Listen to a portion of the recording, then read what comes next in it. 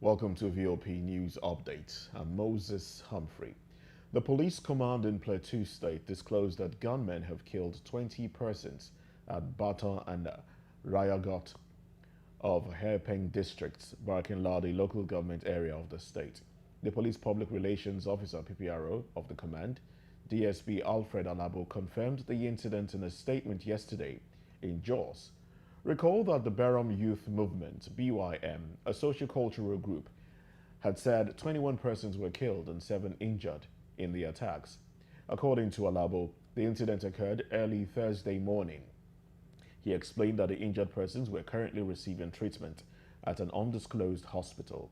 He advised residents of the state to remain peaceful and law-abiding at all times. The military leaders in Niger Republic who seized power in a coup last month have formed a new government. Prime Minister Ali Mahaman Lamine Zain will lead the 21-member government, with generals from the new military governing council heading the defense and interior ministries. Meanwhile, the Economic Community of West African States, ECOWAS, has ordered its standby force to restore constitutional order in Niger Republic. The president of ECOWAS Commission, Omar Aliou Touare, made the declaration while reading the resolution of bloc on the Niger coup at its extraordinary meeting in Abuja yesterday. The resolution also called on the African Union, partner countries and institutions to support the resolution taken by the sub-regional body. It noted that all efforts made to dialogue with Niger Republic military junta have been defiantly rejected by the coup leaders as they condemn the continuous detention of President Mohamed Bazoum and his family members. Meanwhile, the chairman of ECOWAS, President Bola Tinubu, earlier advised leaders of the ECOWAS to prioritize diplomacy in their approach to resolving the crisis in the Republic of Niger. Tinubu gave this advice while delivering his opening remarks at the second ECOWAS Extraordinary Summit on the socio-political situation in Niger yesterday in Abuja. The Central Bank of Nigeria, CBN, has reported that foreign exchange inflows into the country rose to $2.55 billion in 2 months, following the Naira unification. The data from the Apex Bank shows the total inflows into the investors and exporters window increased for the second consecutive month in June to $1.41 billion from $1.14 billion in May. The bank noted that the June inflow came from companies and exporters. In June, the Central Bank of Nigeria, CBN, announced the unification of all segments of the forex market, collapsing all windows into one in a bid to improve liquidity and stability. The exchange rate unification has seen mixed reactions from different segments of the country. The court has adjourned further hearing in the applications filed by Godwin Emefiele, the suspended governor of the Central Bank of Nigeria, seeking to stop the federal government from further remanding or prosecuting him. The Federal High Court, sitting in Lagos, has adjourned the hearing till Tuesday, August 15. Emefiele is being charged for illegal possession of a firearm and ammunition. Justice Nicholas Owebo, in his ruling, stated that the application, which touched on the jurisdiction of the court, was priority and would be taken alongside another application filed by the government seeking leave to appeal against the order granting bail to Emefiele. Counsel for the suspended CBN governor, Victor Okpara SAN, had told the court that the application was germane and superior by reason of the persistent, relentless disobedience of the DSS to a clear, direct, and potential order of the court on the bail applications of his client. The governor of Enugu State has sworn in 20 of the 21 commissioners that will constitute the State Executive Council. Peter Mbah is charging them to get down to work immediately, as the administration was in a hurry to deliver on its campaign promises.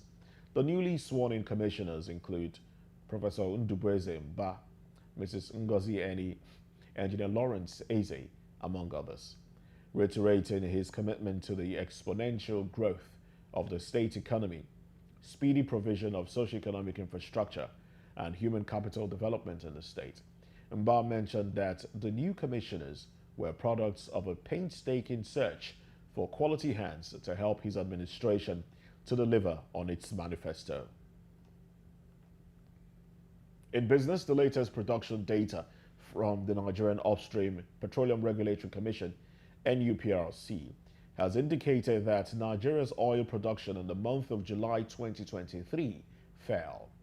It was disclosed that it fell by 13.6% to an average of 1.08 million barrels per day, compared to 1.25 million barrels per day recorded in June.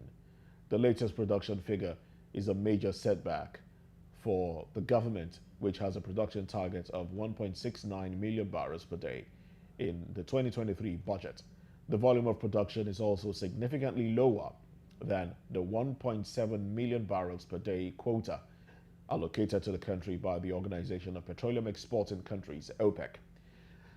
The NUPRC data released yesterday also showed that blended and unblended condensate oil daily production in July were over 38,000 barrels and over 100,000 barrels respectively. In total, daily average oil production in July was 1.3 million barrels per day, a 12.8% drop when compared to total average daily production of 1.48 million barrels in June. The Nigerian National Petroleum Company, NNPC Limited, had projected oil production to hit 1.8 million barrels per day by the fourth quarter of this year, as measures put in place to boost production begin to yield results. In foreign news, a candidate in Ecuador's forthcoming presidential election, Fernando Villavicencio, who campaigned against corruption and gangs, has been shot dead at a campaign rally. It was gathered that Fernando Villavicencio, who was a member of the country's National Assembly, was attacked as he left the event in the capital, Quito. The killing comes less than a fortnight before presidential elections, in which the issue of insecurity features as the top concern. He was one of 8 candidates in the running for the first round of the election, with a focus on fighting corruption and the alleged link between organized crime and government officials in Ecuador. A criminal gang called Los Lobos, the Wolves, have claimed the responsibility. Los Lobos is the second largest gang in Ecuador, with some 8,000 members, many of whom are behind bars. The gang has been involved in a number of recent deadly prison fights in which scores of inmates have been brutally killed. And in sports now, Tottenham Hotspur striker Harry Kane is set to undergo his medicals with Bayern Munich ahead of a possible transfer this summer. Both clubs have reached an agreement on a £100 million deal for the England captain last night, after reaching a deal in principle with Spurs chairman Daniel Levy. The Bundesliga champions had to wait for the final green light from Kane to move ahead. But following talks, there is renewed optimism from Bayern that a deal can be finalized in the coming days, with Kane ready to undergo a medical. While Tottenham are expected to officially grant Kane permission to fly to Germany to complete the formalities of his deal. The 30-year-old will put pen to paper on a contract worth around £400,000 per week. Congratulations to him there. Well, that's the news update on VOP TV. We'd like you to subscribe and engage us on YouTube. It is Voice of the People TV, and on other social media channels, we are at VOP TV Live. I'm Moses Humphrey. Good morning.